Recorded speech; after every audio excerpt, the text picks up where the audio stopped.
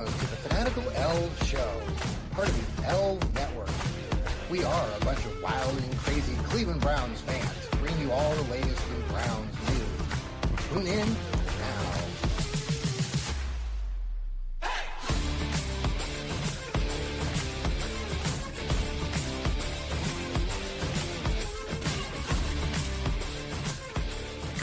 Good evening, everybody, and welcome to another episode of the Fanatical Elfz Show, part of the Fanatical Elfz Network. I'm John Suchan. Right there is Sam Britton. Hello, Sam. How are you on this evening?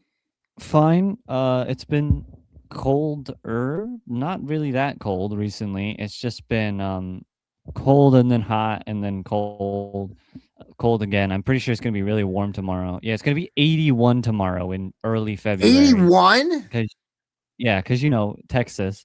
Yeah, it's gonna be near records apparently. It's gonna be a high of 81 and a low of 43. And then it's gonna be mid Goodness. 70s all the way till Wednesday next week.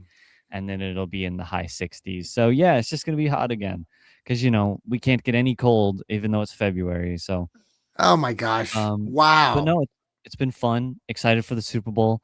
I think it's Yeah. gonna be an absolute I think it's gonna be 14-3 by the end of the first quarter. Seahawks. I think the Patriots are gonna not score more than 2 touchdowns this game. I think they're gonna completely get destroyed. I Really? honestly Okay. don't see them having much of a chance. They just don't look complete compared to Seattle. Now, I could be wrong, but I don't think the game is going to be close, in my opinion. Well, I'll have to ask you more. Let's talk about the Super Bowl here in just a minute. I think that's a good topic to discuss. Obviously, the big game Sunday night, 6:30. I was just talking to my family. We're planning a little Super Bowl party over here at the house, and we're going to have Super Bowl things to munch on. And do you have any favorites? I When just you, like I just like the food, I eat everything. I really don't yeah, care whether it's burgers, whether it's hot dogs, whether it's chips. I eat it all. So I'm excellent. pushing for a lot of extra snacks this time because I just love just devouring all the snacks during the Super Bowl. You're I'm not 18 I'm now, right? Is that what? right? You just turned 18? Yeah, I did. Yeah, But great. a lot of fun. I just liked eating. That's like the second best part, other than the commercials, in my opinion. When you're 18, that's what I was getting at, is that you can eat whatever you want and eat it endlessly and you don't gain any weight. Yeah, you know, basically. unlike a guy like me who's in his late 50s. So, so Yeah, but I mean, you could once, so you have to enjoy it while you got it. that's right. That's right. Oh, well, I'm glad that it should be a lot of fun. We'll talk about that game here coming up. The Browns this week they hired their new coach the week before, Todd Monken. He had his introductory press conference this week on Tuesday and really impressed a lot of people that listened to the press conference. He was very uh, upfront. He's very frank and honest. He's A lot of people have said that he's like the opposite of Kevin Stefanski in his way that he projects himself to the fans and to the local media. So it was very interesting to listen to Todd Monken, who just turned 60. Happy birthday to our new Cleveland Browns coach, who turned 60 on February 4th. But his attitude and what he's been through, I talked about on my Johnny Cleveland show. I think it's something that, you know, it's a positive. He's a football guy. He's driven to coach football. Hopefully, I hope the players, like somebody like Myles Garrett, will get behind the new coach. I'm a little cautious about some of these players that we've kind of talked about, for example, like Myles, because Myles he has his own sort of way of thinking and philosophy. And I wonder how, if he and Todd Monken are going to get along and not cause too many wrinkles along the way. What do you think about Myles Garrett and him buying into Todd Monken and the old coach? Myles Garrett has been with his team for 8 or 9 seasons now. Do you think it's going to work out?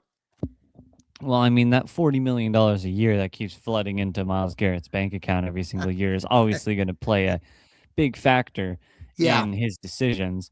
Um, I think I think he's kind of used to this. At some point, you have to be. You've been through multiple coaches, multiple quarterbacks. You haven't really had winning seasons, and when you Yeah. do, they don't go very far because he's been through winning seasons. They just haven't gone far enough. I think Hmm. he knows that he's probably stuck with another 3 losing seasons until his contract is up. Losing seasons is in, not the big game, which is what all Hmm. players want.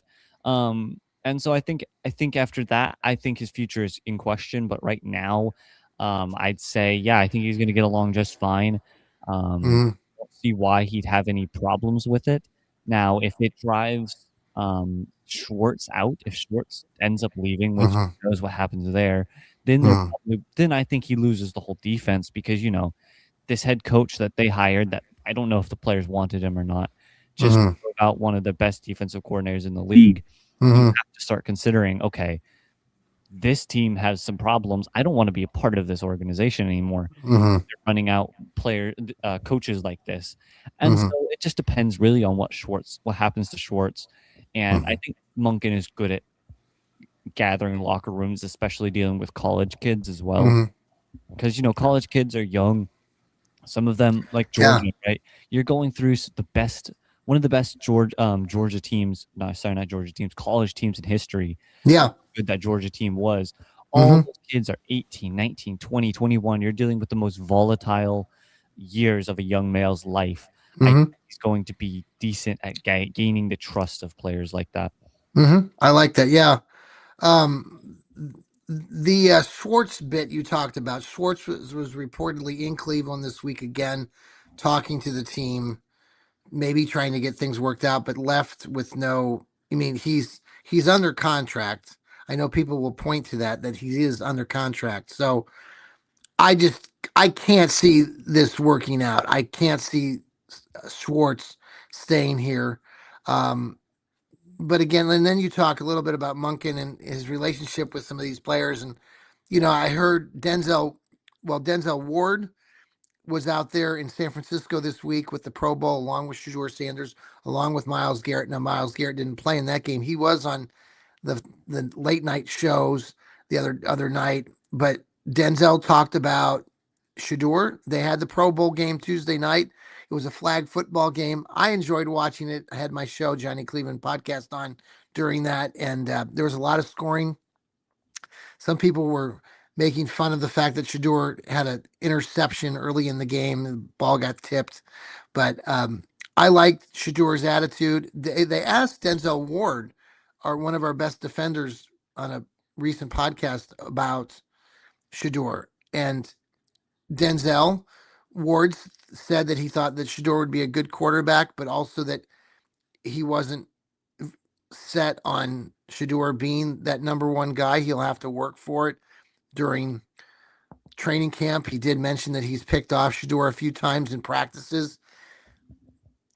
Where do you see that right now with the older players like Denzel Ward and a player like Shador, with all this hype going on between Todd Munkin and Shador?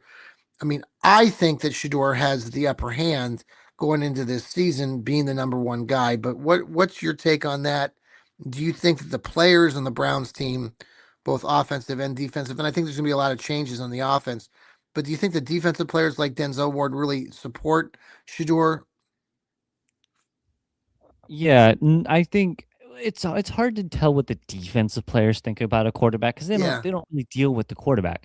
Now, yes, right, it's also Denzel Ward. He's picked off like every quarterback in the NFL once or twice because he's really good.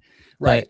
I mean, Shadur does have the upper hand. No one really is going to compete for him for this job this year. All he has to do is just be good, as in just keep the pace he was at, and he has the Mhm. starting job locked down.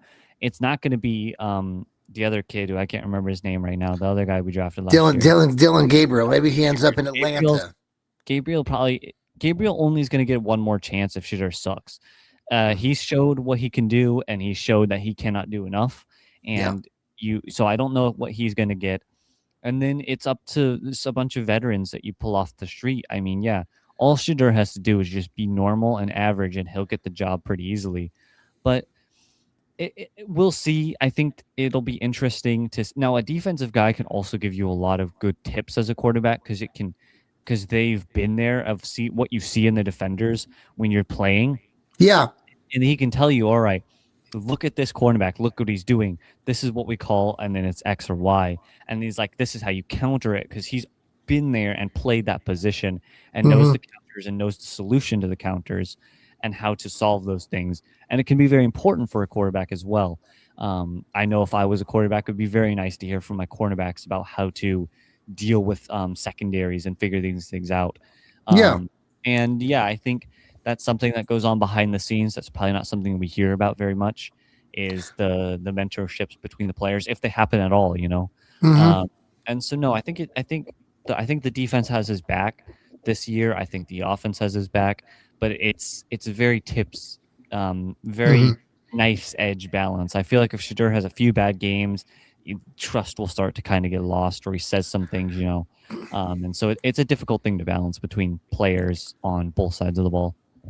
Yeah, and I just think when I agree, and Shador, these guys are so young still, and Shador is still learning so much. We'll see what happens over the next, several months. Obviously, we don't start training camp for a while. We have a lot of time to assess everything and what the Browns do in this off season during. We have our the free agency period coming up. I know you said you're going to be working on some of the draft. What's going to happen with that? I've heard so many crazy takes out there about everything under the sun. There's still a lot of people out there, especially in the national media, that still suggest that Deshaun Watson has a place on this team and should be probably the starter No, going he into does have next a year. place on the bench or at his house. Yeah, he's got a great place as a spectator in in the stands. Yeah, he's not going to play again. They just need things to talk about, and it's going to get worse once the season ends. You can Yes. only mention football. You can only mention the Cowboys and how Dak Prescott is going to lead the Cowboys to 8 million Super Bowls, and Jerry Jones is the second coming of Christ, and so many times before you run out of things to talk about.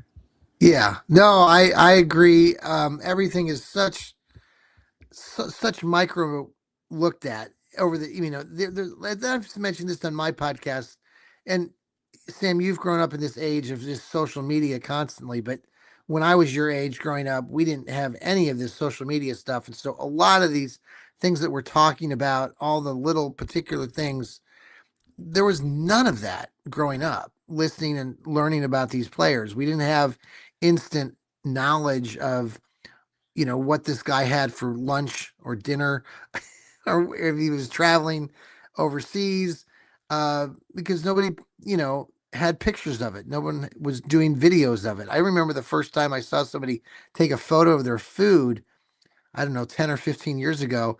And I was like, what are you doing? And they're like, oh, we're posting what we're eating. I'm like, why? So- I only take photos of my food when I'm sending it to friends. When I'm like, guys, look at this absolutely amazing looking burger I'm about to crush. Uh, right. But I it's don't take added it a whole and put it on flair, social right? media. Yeah, it's a whole thing, you know. And also with social media, you've got instead of 100 people, it's 100,000 people all Mhm. trying to put in a take, and so you run out of unique takes, and everyone's trying to find that new, fascinating, eye-catching way of putting something. And Yeah. 90% of the time, it's just a repeat of something else. But because it's being repeated constantly by thousands of people, it Hmm. it starts to you run out of things to talk about. You literally Hmm. everyone has said every possible thing, every possible combination of words has already been used, and Yeah. so you just start putting together things, and there's you maybe no coherency to what's being talked about because you just need something new that someone hasn't seen, so they click your post or they Yeah. watch your clip or they like your tweet, things like that. Hmm. Yeah. So the Browns are they're talking next year. Have you heard this news that the Browns potentially might be playing overseas again, Yeah, potentially aren't they over in going to France? Paris? Paris? Yeah. No, they're Now they going. The Saints are going because the Saints is Louisiana and France, but I don't know why they're sending the Browns there. I guess they want the French to have another revolution. Because I'd revolt if I have to watch the Browns play the Saints. That's like garbage bowl number 1 million. That's the battle of the 0 and 12 teams. Yeah, it will be interesting. But at least we get a primetime game, I guess. Is We it going to take be? our wins Well, where we can get them.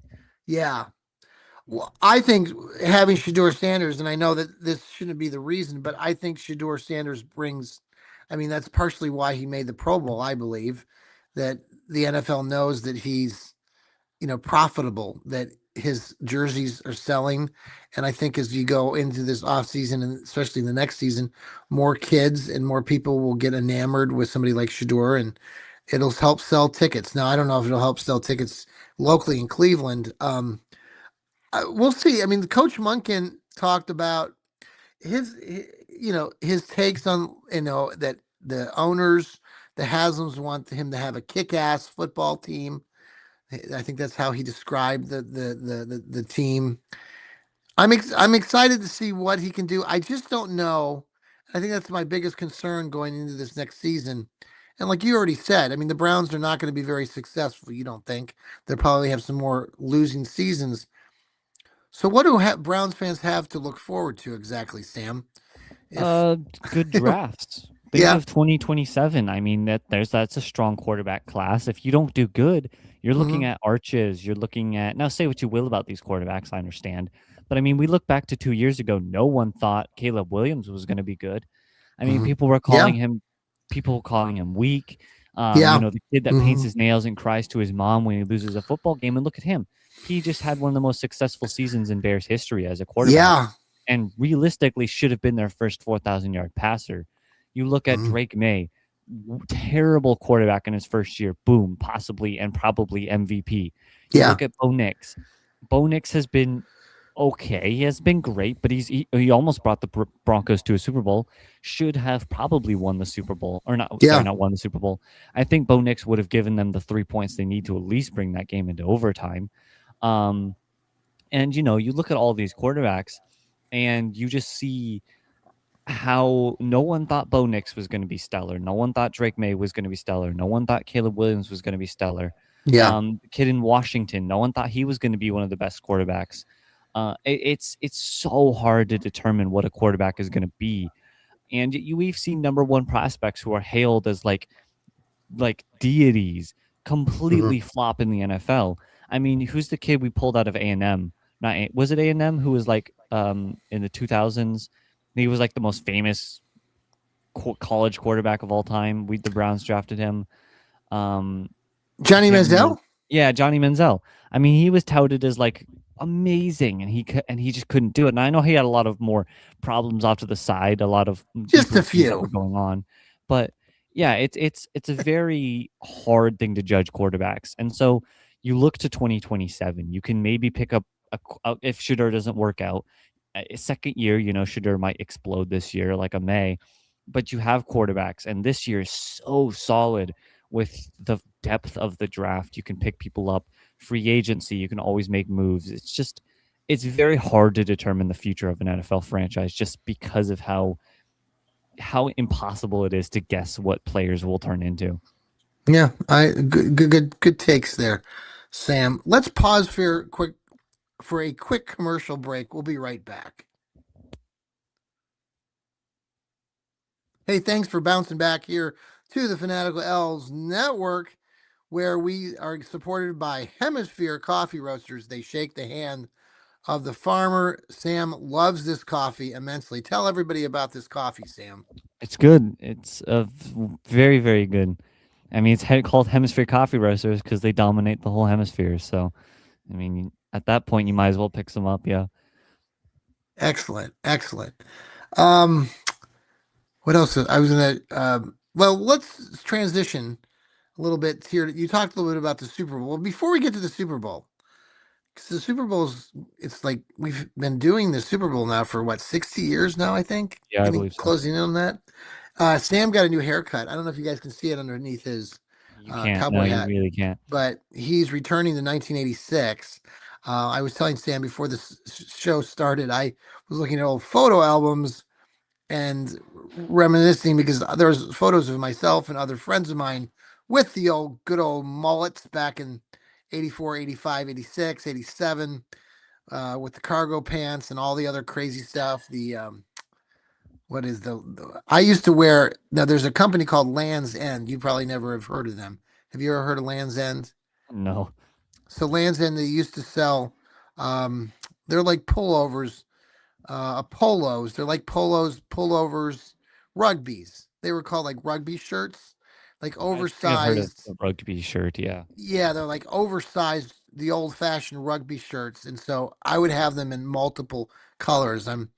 You should get a few of those, Sam, to go along I don't know about with your that. new Maybe hairdo.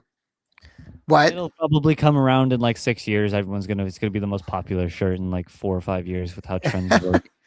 Yeah, there's so many things. It's just so funny to see some of the photos that I've seen, 35, 40 years ago, and to see you and others now, re kind of surface all these things and think that they're kind of cool, which is great. We thought we were getting rid of some of those styles when we were your age and growing up, thinking, okay, we're moving on, and you've brought Brought it it all right back. back.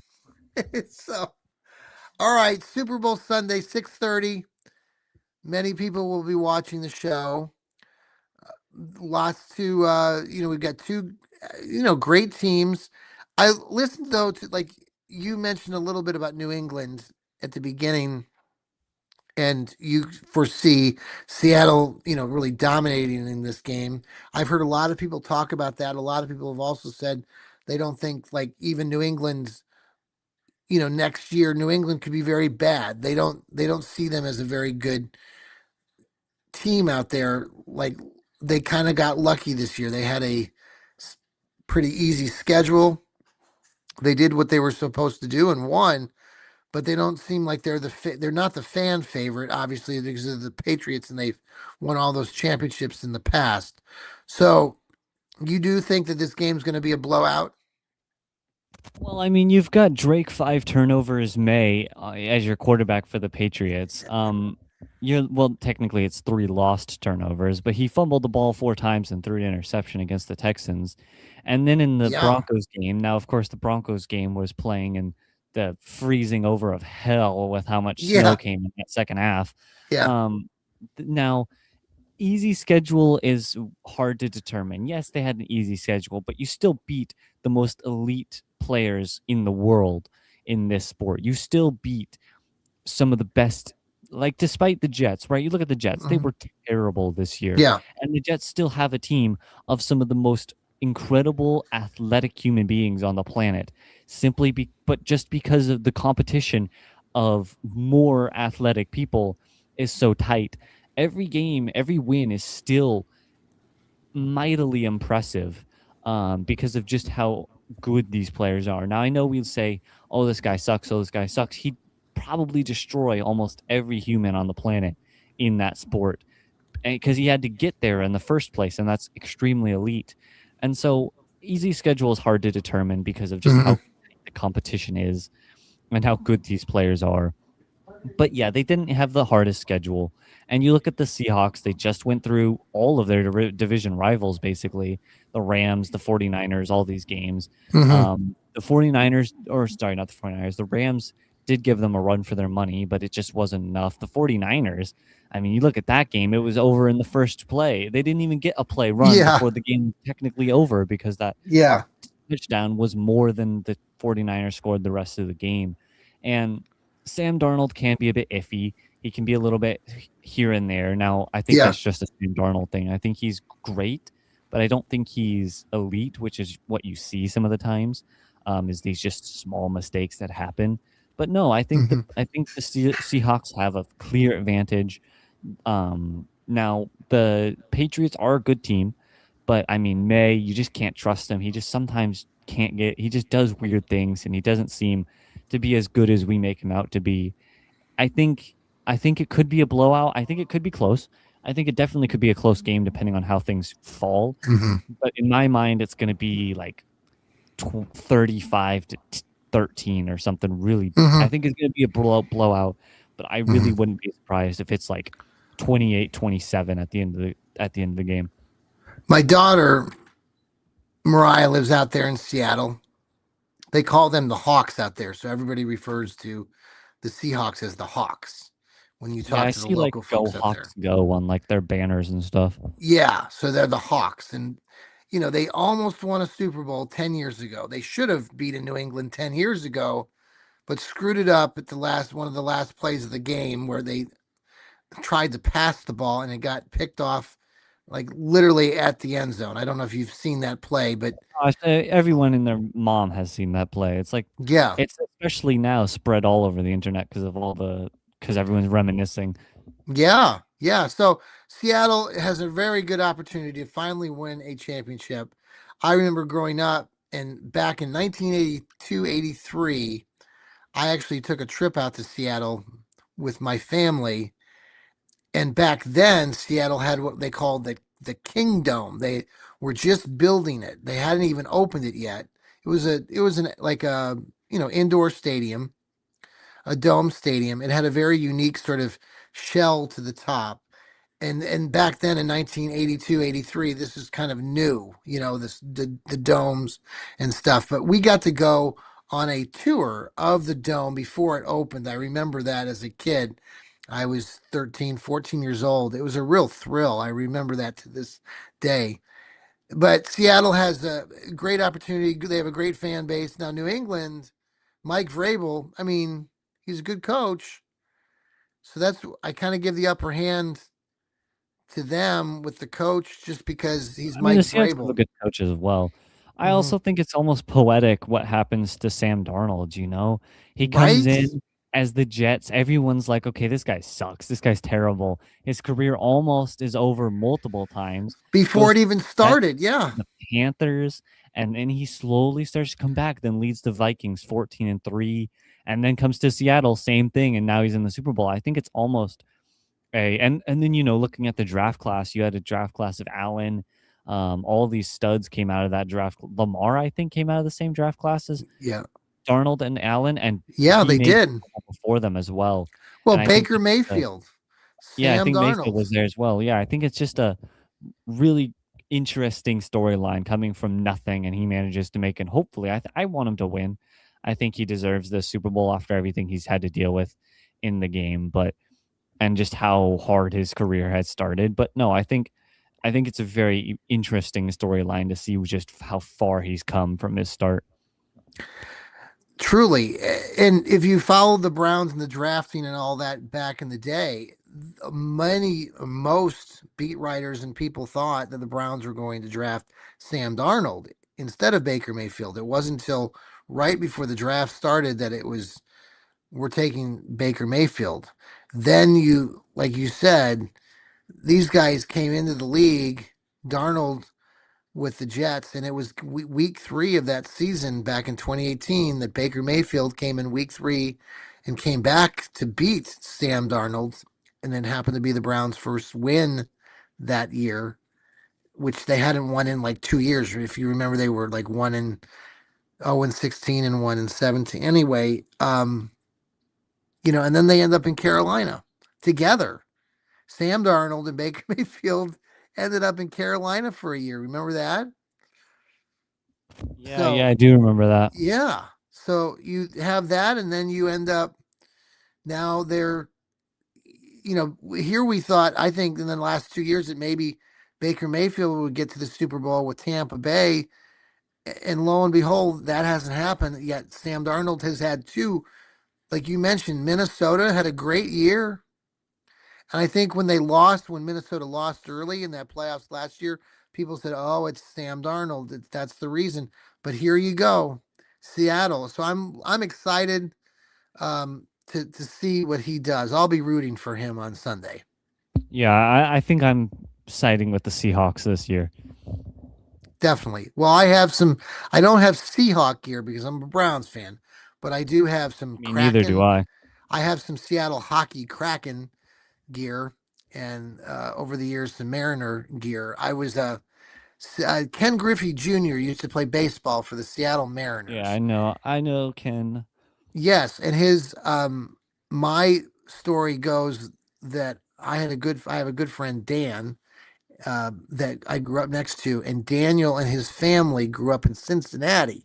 Well, if you know a little bit about Ken Griffey Jr., Ken Griffey Jr. and the Griffeys grew up in Cincinnati, and they happened to grow up with Ken Griffey Jr. And so when I was younger in the late 80s,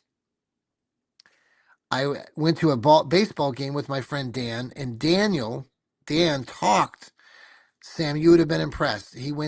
My friend Dan went down to the field level of the baseball stadium and talked to Ken Griffey Jr. for 10 minutes before the game Wow, yeah. started. And my friend and I, who were watching the game, we were up in our seats.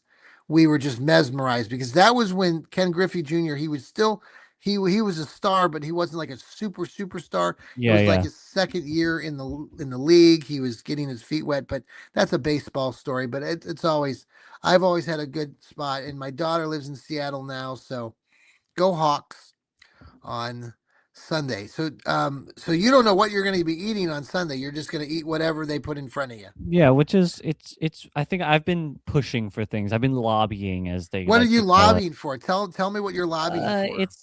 It's the usual, the Doritos and I've been Mm. pushing for some Oreos, those you can Oh always yeah. go wrong with those. I think we're having nachos as well, which is going to be nice.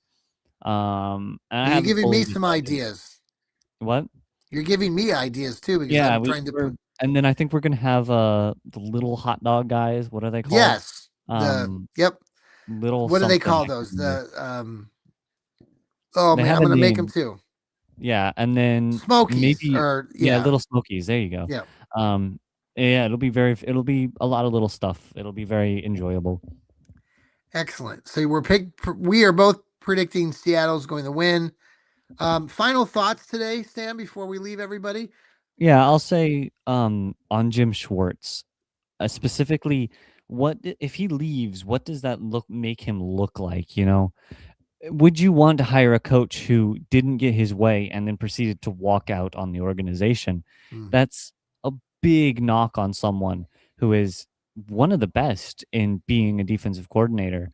mm, Recently, I just don't. I think that's far too. That's a bridge too far for someone. He didn't get his way. Yes, he should take this as motivation personally to say, all right, you guys didn't believe in me this time. I'm going to be as good and as physical and amazing as possible so that you have no other choice when the coaching mm, job comes back around.